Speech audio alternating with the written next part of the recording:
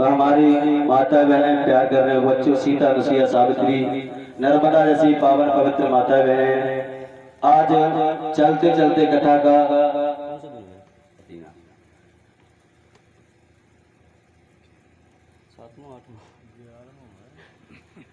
8वें दिन में कथा का कार्यक्रम शुरू हो चुका है। सभी लोगों से निवेदन है कि कथा का समय जो आप लोगों को निश्चित किया गया था उस समय से कथा प्रारंभ हो चुकी है। सभी व्यक्तिगण अपने गृह कार्यों से निपट होकर शीघ्र ही भागवत प्रांगण में आ जाएं, क्योंकि कथा सुनने का अवसर बहुत ही सौभाग्य प्राप्त होते उन्हीं लोगों का होता है।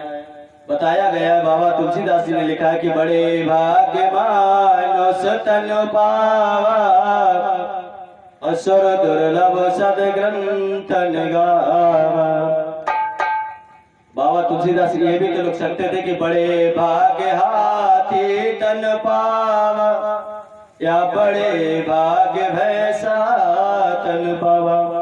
नहीं, मानव के लिखा है, क्योंकि ये मानव का चोला हमें बड़े ही सौभाग्य से प्राप्त होता है। बच्चे जी 84 लाख योनियां हैं, उनमें से 83,99,999 का चक्र काटने के बाद ये मानव का शरीर हमें प्राप्त होता है।